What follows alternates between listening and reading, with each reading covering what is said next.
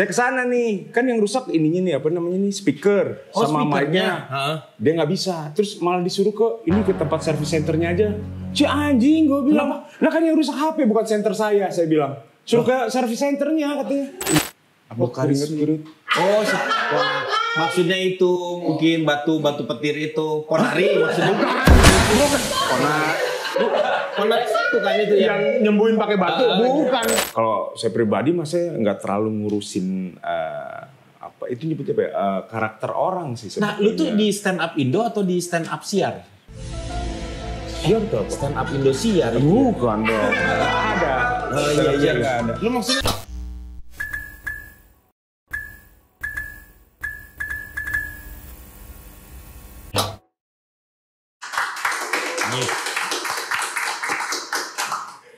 Nih selama jualan handphone nih kayaknya lucu juga kalau misalnya casingnya itu ada unsur-unsur tradisional atau kerajinan-kerajinan yang dibuat oleh orang Indonesia. Misalnya dari kayu atau dari bambu. Ini nggak pernah kepikiran nih. Gue jadi punya kepikiran kenapa? Oh, gue inget. Gue punya temen namanya Arif Didu. Dia ini bisa bikin buffet. Kemarin dia bikin buffet dari Buffett. Buffett babi ngefet dong. Ini nih gue harus telepon dulu, cobain ya. Iya, angka 2-nya jatuh.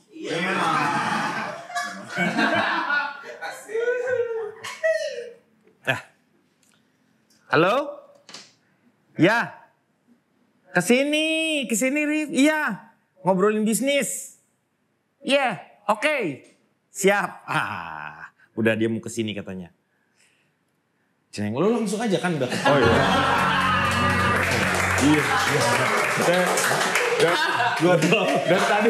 Dan tadi nungguin. Iya makanya nungguin. Saya bingung, kenapa ditelepon orang saya di situ dah. Iya makanya.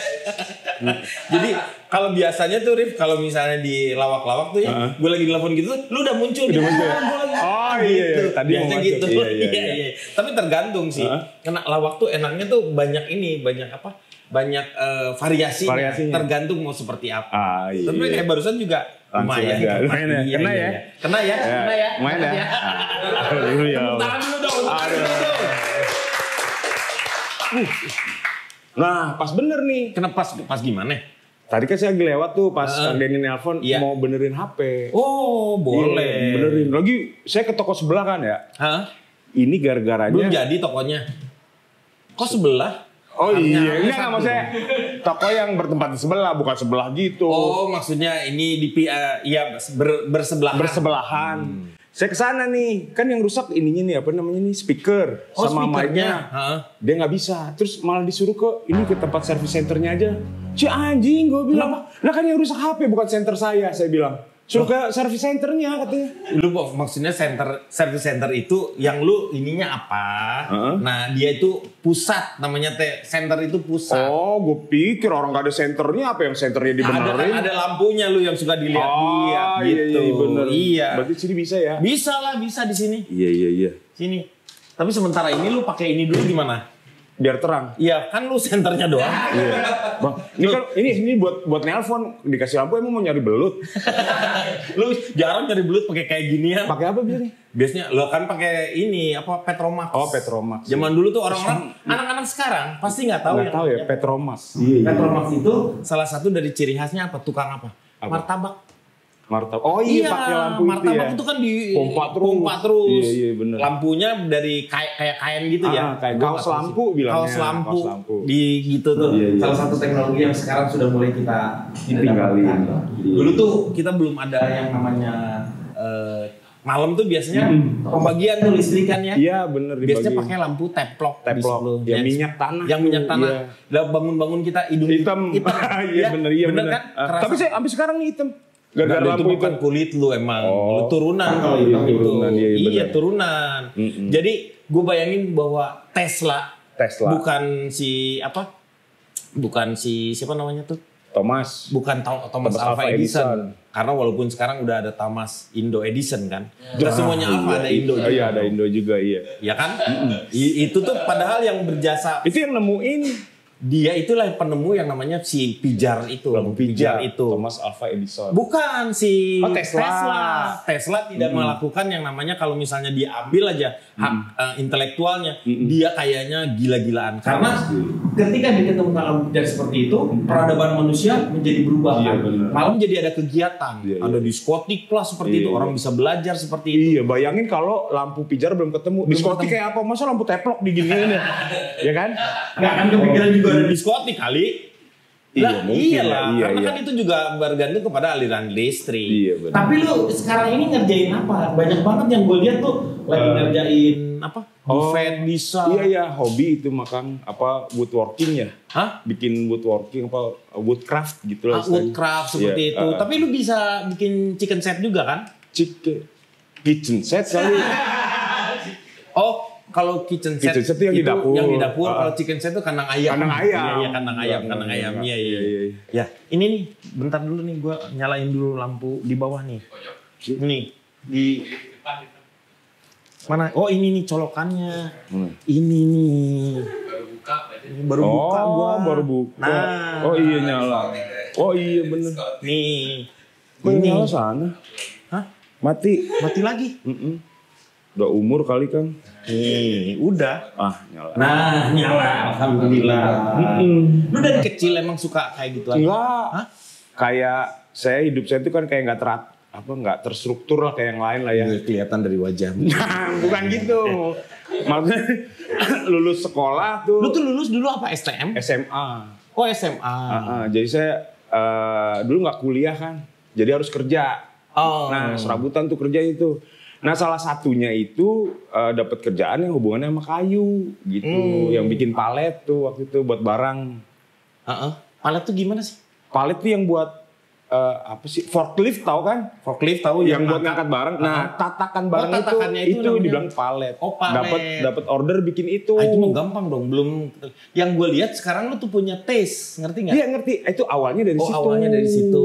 Akhirnya nemu ada kayu-kayu bekas packaging. Biasanya itunya bagus serat-seratnya. Akhirnya saya ambil, saya bikin kotak iseng. Dari situ saya jadi suka. Oh, jadi kayak yang apa? Kayu-kayu yang biasa orang pakai untuk kontainer itu. Iya.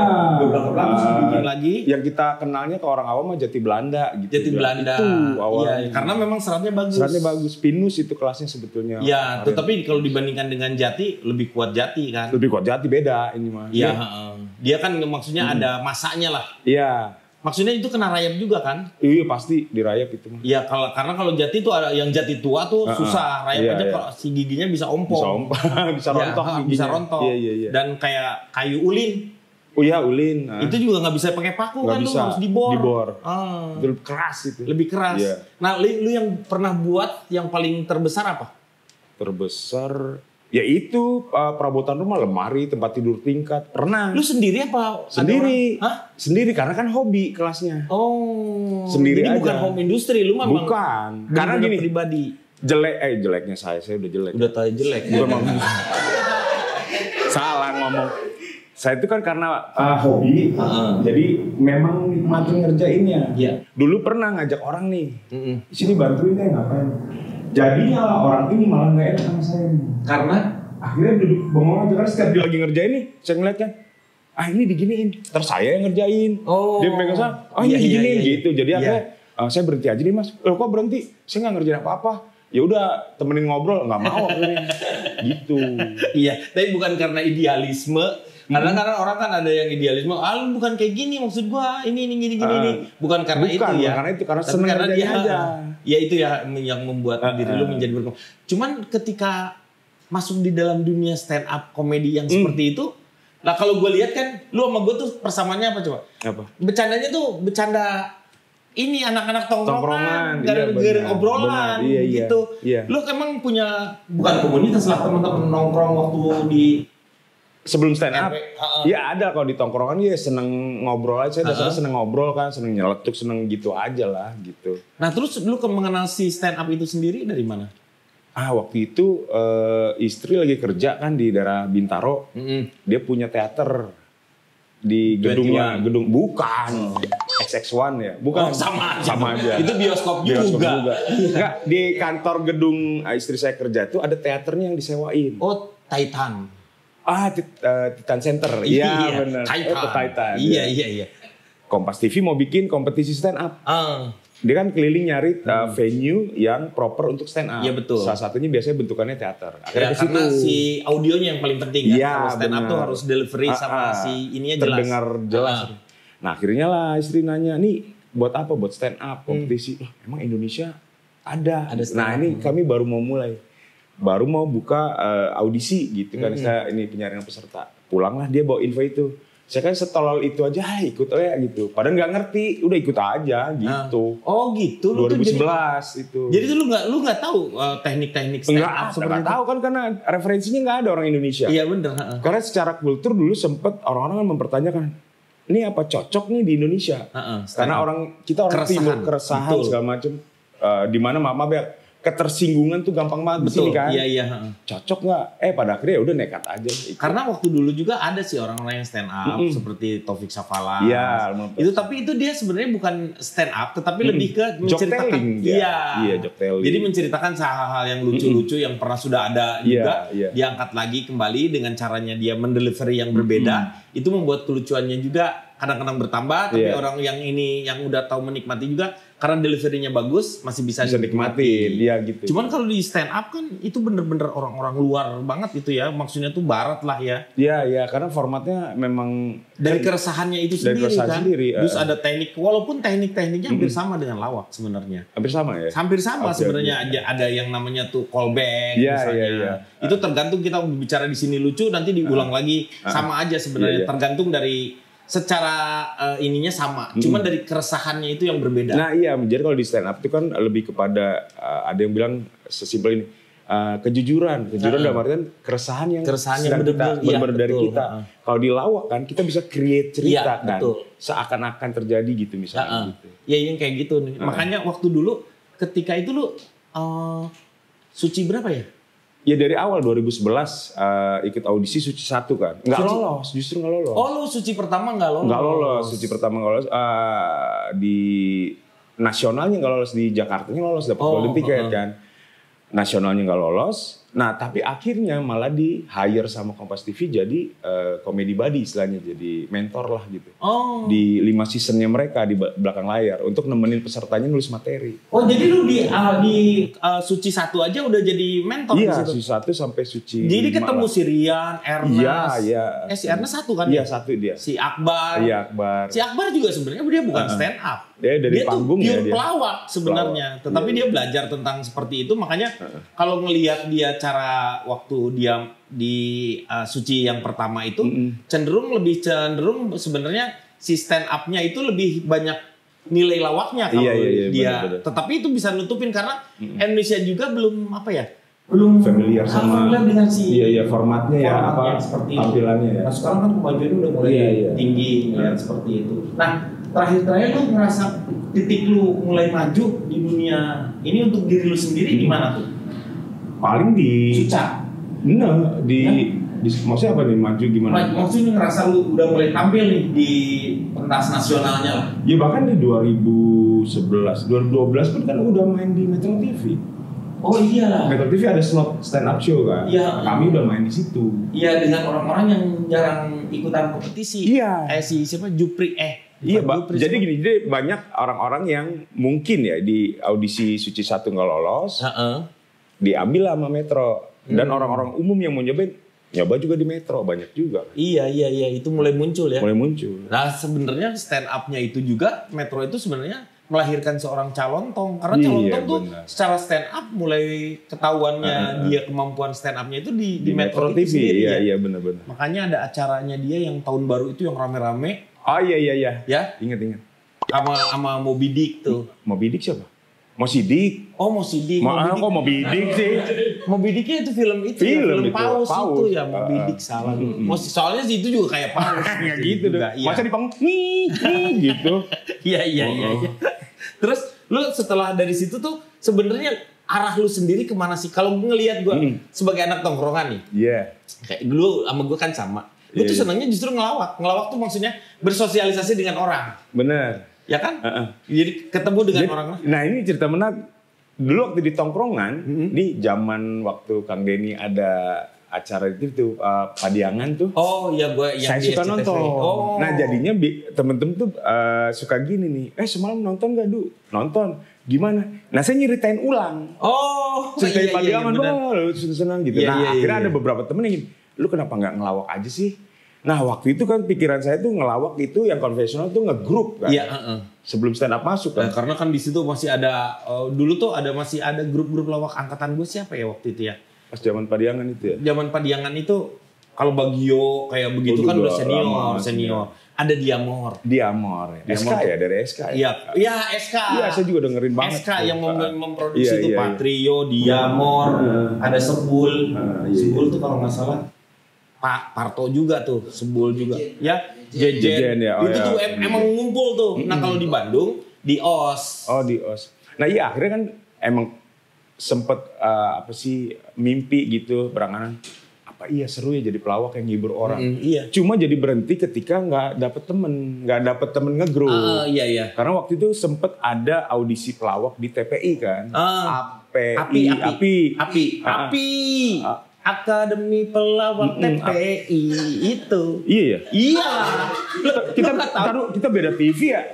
Enggak, bener lah. Soalnya yang jadi mentornya tuh ada Rudi Sipit. Barengan juga sama temen gua. Biasanya si Iyang. Iyang juga di situ masih. Nah iya akhirnya kan pengen daftar nih. Kan grup. Ini nyari temen nggak dapet kan. Nggak ada yang istilahnya kata gini. Enggak malu gitu. Ya udah akhirnya saya kubur tuh mimpi saya. Udahlah nggak bisa jadi pelawak gitu.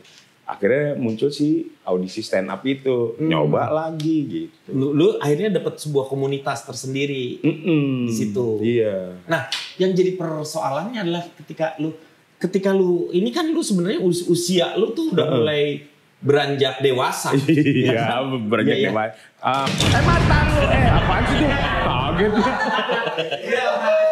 Kaget. Iya ya. Lu tuh udah usia dewasa sebenarnya. Iya, udah matang lah di. Matang ya, jangan tua ya. Ya jangan busuk, matang. Jangan. Matang. 38 tahun deh waktu ikut audisi itu. Iya. Tapi nggak merubah untuk lu tetap semangat kan? Iya, itu kan umur kan sekedar angka kalau orang bilang. Benar. Gitu. Yang paling penting adalah bagaimana kita meniti hari ke hari, mengisi kehidupan itu sendiri. Iya. Gue ngerasain lah seperti itu.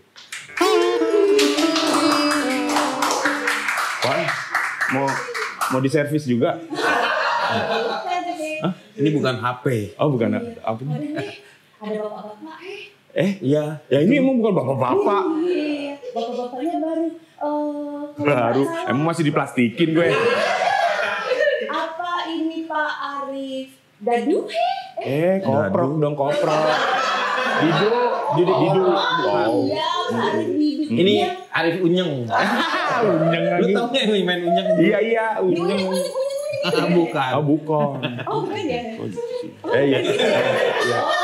Pak Arif Didu Iya. itu kalau nggak salah aslinya Betawi kan? Bukan justru. Apa tuh? Aslinya bukan. Saya Jawa.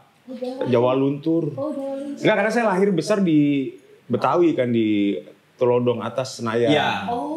Jadi terinfluence sama itu kan banyak keluarga-keluarga Betawi kan teman-teman dulu tuh Betawi. Sebelum terjadinya sebuah SCBD. Nah, iya itu saya di situ. SCBD itu menghancurkan sebuah tradisi atau budaya di situ karena dulu tuh ada perkampungan. Persis, itu ada perkampungan Betawi di dalam situ. Saya tahu orang ngaduk dodol di situ. Kalau lebaran patungan beli kerbau untuk sembelih di situ.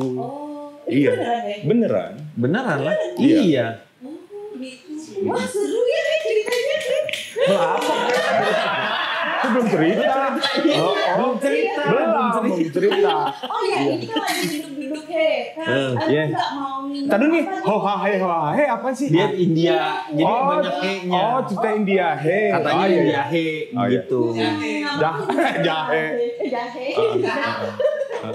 Enggak mau minum deh. Oh iya. Minum ya? Boleh dong. Oh, boleh dong, boleh. Saya teh. Minumannya teh, ada teh. Ini yang warung. Oh, punya warung. Iya, boleh. Iya, Kopi. ada juga ini bir peleton he. Bir peleton. Peletok. Bir peleton. Kalau bir peleton mau minum mah prajurit semua isinya peleton. Peletok. sudah.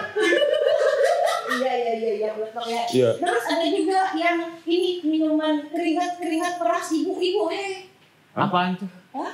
Apaan? Minuman mbak sweet, Apa keringet?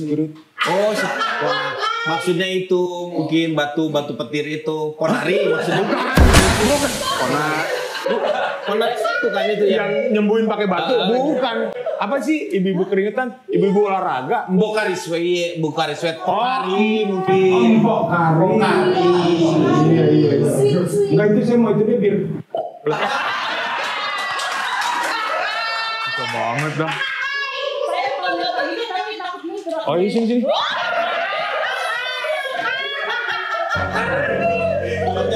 Iya. Oke, berarti dari minuman-minuman yang saya sebut tadi maunya yang mana, Atau maunya saya, Ini bisa.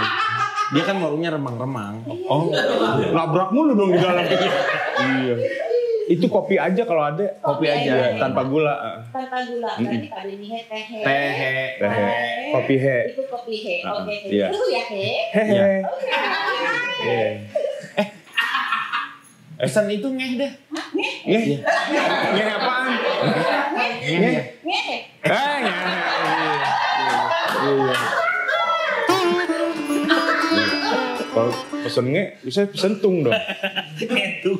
Tung. Itu kan dulu dibesarkan di dunia maksud orang Betawi lah. Iya. Kelihatan nggak sekarang kalau misalnya mulai kehilangan budaya-budaya satu dengan yang lainnya ya? Banget kan? Banget. Lu kita ngelihat sekarang itu kalau ada orang yang kawinan orang Betawi, terus dia nanggap yang namanya lenong, itu orang kaya banget tuh, orang kaya Betawi. Oh iya benar. Ya kan? Itu jadi kayak apa ya? Orang bisa ngelihat seberapa levelnya dia kan dari hiburan yang disajiin. Ada lenong, ada layar tancap, iya, layar tancap, ada dangdut gitu. Kita kan kehilangan sebuah budaya yang seharusnya dilestarikan seperti itu. Jadi akhirnya budaya itu sesuatu hal yang mahal yang seharusnya itu budaya itu harusnya diturunkan. Iya benar. Diturunkan ke masyarakat itu untuk dilestarikan kan. Iya. Ini yang jadi masalah kan. Nggak ada yang punya keinginan untuk bagaimana caranya supaya tetap ada. Nah, gitu. nggak harus ada kawinan dulu, sunatan dulu, terus tiba-tiba harus ada lenong. Dulu kecil ngelihat ondel-ondel tuh pasti dibarengi dengan kegiatan lain kan, ada lenong, ada apa. Iya. Sekarang kan ondel-ondel maaf nih ngamen. Betul, jalan-jalan mereka. Jalan-jalan. Mungkin kalau kita tanya ke mereka tentang filosofi dari ondel-ondel itunya sendiri, mungkin mereka belum tahu. Mungkin belum Jadi tahu. mereka hanya mempergunakan itu untuk mencari uang. Iya, cari uang. Padahal yang namanya itu kan harus tahu. Nah ini sebagai lu sebagai orang Betawi, apa yang lu ingin kerjakan untuk budaya si Betawi itu sendiri? Ya, saya bukan Betawi sebetulnya, cuma emang terinfluence sama kebudayaan Betawi. Karena kan lu tinggal di dunia Betawi. Iya, di Betawi. Kalau gue tuh selalu mengingatkannya begini nih, Rif. Tidak semata-mata Allah menciptakan kita di suatu tempat. Adalah kita untuk membangun si tempat itu secara budaya, ekonomi, sosialnya, seperti itu kita angkat. Dan kita nggak ngelihat lagi bahwa kita ini orang Jawa, orang Batak. Jadi kita harus mengangkat itu seperti itu. Karena kalau darah yang turunan itu mah udah berbeda lagi, karena ada yang akan mengembangkannya lagi juga di tanah tersebut. Iya sih, jadi setuju ketika kita ditempatkan di satu tempat, lahir di situ. Ya idealnya adalah kita punya manfaat untuk tempat tersebut kan, lingkungan tersebut. Iya sih, sekarang ya sedih aja. Maksudnya waktu zaman gue kecil, hal-hal yang menurut gue indah banget tuh ya, kebudayaan Betawi gitu kan, kebiasaan-kebiasaan mereka. Sekarang sama sekali gue nggak pernah lihat lagi. Gitu. Iya, makanya hanya untuk acara-acara formalitas lah ya. Kebanyakan kayak misalnya ada hajatan Betawi yang seperti itu, dan itu juga kadang-kadang bukan di sebuah tempat. Kalau misalnya Jakarta Fair. Kesan-kesannya yang itu juga nggak dapet kan, cuma lebih kepada bisnis. Kalau di sana mau jajan, mau belanja produk-produk yang bahkan tidak ada singgungannya sama kebudayaan Betawi. Iya, itu yang jadi permasalahan kan, ketika waktu dulu tuh udah bergeser sebenarnya. Akhirnya yang ketahuannya dari kita ketika Jakarta Fair dimunculkan, yang ada tuh bukan kebudayaan yang diangkat tapi menguntungkan seberapa, lihat berapa juta, bisa berapa miliar keuntungan dari ini. Lebih banyak itunya dibanding dengan budaya-budaya yang muncul. Padahal seharusnya budaya-budaya itu sendiri diperkenalkan dari waktu masih kecil, seperti itu. Iya, lu nggak pengen main, lu dulu waktu nonton lenong, nonton. Lu seneng figur atau pemainnya siapa tuh? Anen, Bang Anen gue seneng. Anen itu memang paling lucu tuh kalau di Betawi dia. Dia kayak indie ya, maksudnya gini. Secara industri mungkin dia nggak melesat dibanding Haji Bokir lah, Pak Haji Bolot, Pak Haji Mali gitu. Cuma kalau nonton dia tuh kayak taste-nya tuh emang beda lucu, banget. Dia tuh lucu. Lucu itu dia. Jadi apa ya, keblonan. Sebenarnya tuh kalau gue ngeliat kayak apa, kalau di Sunda tuh kayak kabayannya lah, misalnya seperti itu. Dia tuh ini kan bukannya kebodohan. Bukan, main satir sebetulnya sih ya. Iya. Itu makanya Anen. Dulu tuh gue masih ingat masih ada Bang Bokir. Ada juga Bang Nasir. Iya, Bang Nasir. Bang Nasir yang suka jadi back tuh siapa tuh juga. Ada yang orang Arab, turunan Arab juga ada. Nazar Amir yang seperti itu. Jadi dulu tuh Betawi itu karena Betawinya sendiri sebenarnya nggak ada yang namanya Betawi. Dari Betawi itu adalah kumpulan yang hidup dalam sebuah kelompok atau tanah tertentu yang seperti itu. Jadi makanya banyak pengaruh-pengaruh Cinanya juga di situ. Iya bener-bener. Ya kan? Iya. Lu pakaiannya kan beda. Iya. Ya. Ini dia nih. Assalamualaikum sepatah he. Sebelum diminum, dada he. Dada. Enak banget minum dapat dada. Bukan dada. Paha dia. Ini minumannya ya he. Gue banget. Ini kopi pahit. Hah? Iya, sesuai pesannya ya. Berarti tadi udah diminum dong. Iya he. Kok tahu nih pahit? Kamu minum ya tadi? Maksudnya itu dia nggak pakai gula. Ketika orang segala sesuatu yang nggak pakai gula dianggapnya pahit begitu. Jadi gula nggak pakai gula tetap manis. Kan udah ada gulanya. Iya. Ya gula yang membuat manis itu jadinya gula sebenarnya gitu. Itu tadinya. Iya. Makanya sirup kok manis ya padahal nggak pakai gula. Padahal nggak pakai gula. Padahal udah pakai gula. Iya. Ini ngapain sih? Diolah. Iya, mau pamer dulu he. Bisa rubah-rubah. Bisa rubah-rubah. Kamu sulap juga? Bisa ubah muka jelek saya jadi cakep nggak? Kalau dia bisa kayak gitu mah, bukan dia duluan kali. Oh iya. Bukan dia duluan. Untuk pertontonan bisa. Oh iya. Ini yang minumannya ya he. Aduh panas goblok. Yang panas yang mana yang sini? Begini saya. Nih, kopi panas disajin, dikompres. Lu punya kasih paracetamol aja dingin dia. Iya, selamat minum ya he. Iya, terima kasih sekali. Makasih. Iya. Ini bayarnya kemana? Nanti aku yang bayar. Kalau ini traktir aku. Oh iya, oke. Sama Pak Deni atau kalau mau nambahin nanti mampir ke tempatnya warungnya dia. Iya. Remang-remang enggak. Kan mau ngambil combro dapat apa? Combro nggak ada sih, adanya apem he.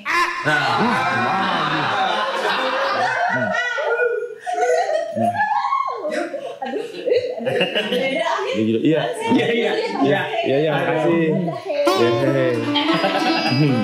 Ini balik lagi di Rip.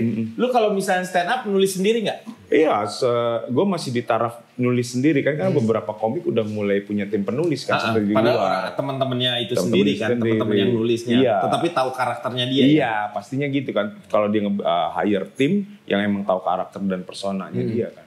Dan memang di luar juga seperti itu. Jadi dulu tuh ketika dia muncul pertama, memang dari tulisannya dia. Ketika dia udah tahu karakternya, penulisnya bisa 5 sampai dengan 10 orang. Benar. Yang tahu bahwa dia mainin seperti apa. Iya. Ini dulu tuh ada yang namanya ada acara namanya si Jay Leno. Jay Leno tuh dia punya si penulisnya lumayan banyak tuh ya. Terus ada salah satu penulisnya itu dia ngasih joke ke dia. Si Jay Leno, ini joke gue yang dulu, ngapain taruhkan sama dia. Oh gitu. Kata si penulisnya ini, gue yakin kalau ini masih lucu. Ayo taruhan, berapa? $100 kata dia, $100.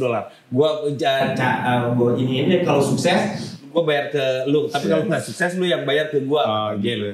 Begitu dia keluarin joke-nya itu ternyata mendapatkan sambutannya. Iya, akhirnya si Jay Leno dan dia membuka bahwa ini joke-joke lama yang gue harus sekarang bayar ke si penulisnya itu sendiri. Jadi sebenarnya kadang-kadang joke-joke dulu juga bisa masih bisa. Lagi ya. Tinggal disesuaikan dengan keadaan sekarang gitu. Masih relevan nggak? Masih relate nggak?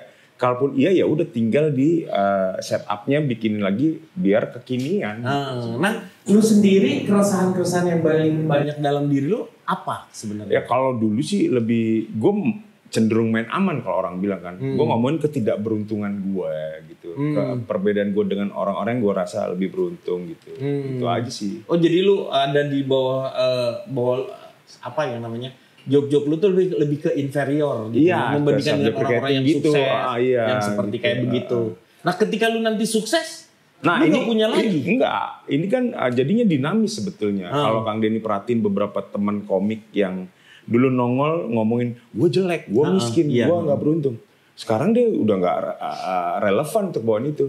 Itu akan berkembang, akan dewasa dengan sendirinya gitu. Ngikutin perubahan hidupnya dia. Nah lu ngelihat di antara teman-teman stand up itu sendiri kan bervariasi lah. Dan sekarang itu banyak sekali juga anak-anak stand up yang secara finansial mereka juga ya itu kan ada nggak beberapa yang kalau di pelawak kita tuh ada yang pelawak sombong katanya, walaupun di Paski tuh sebenarnya nggak ada yang sombong.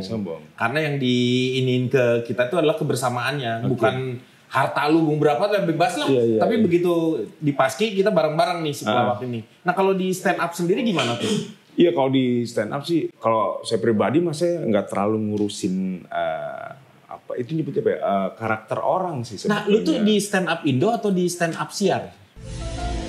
Siar tuh apa? Stand up Indosiar. Bukan dong. Ada. Iya nggak ada. Lu maksudnya ya afiliasinya ke stand up Indo. Komik-komik tuh ada satu naungan di stand up Indo. Sebetulnya itu kayak resmi. Kayak Paskinya lah. Iya kayak Paskinya. Cuman kalau mereka itu nggak punya yang namanya ADART. Iya, dia ternyata cuma kompak karena dia ngurusin chapter-chapter yang ada dari Aceh sampai Papua gitu. Iya kan. betul. Komunitas-komunitasnya itu memang bersatu yang seperti itu. Jadi stand up Indo yang ngurusinnya karena ada kami nyebutnya presidennya lah gitu. Sekarang itu kan Ajis Doa Ibu. Iya dulu kan si Awe. Iya. Gitu. Sebelumnya lagi itu siapa? Si Anji. Not a Slim Boy, si Semi. Oh Semi. Mundur Semi juga itu tuh seru tuh. Kalau gue denger Semi itu dulu. Wah itu iya. Dia tuh itu salah satu anak ITB. Gak tahu ya otaknya dia mah otak politik kata gue. Favorit saya juga itu. Maksudnya dia bisa ngemas bahwa kan kadang komedian tuh punya cara untuk ngeritik gitu ya. Tapi kita masih bisa ketawain bareng. Si Semi ini salah satu yang gue suka banget. Tapi kenapa ya Semi tidak seperti seorang Panji lah? Panji juga kenceng kalau menurut aku. Iya. Padahal Semi itu menurut gue jujur sekali dia kalau berbicara tuh. Cuman nggak tahu kali ya.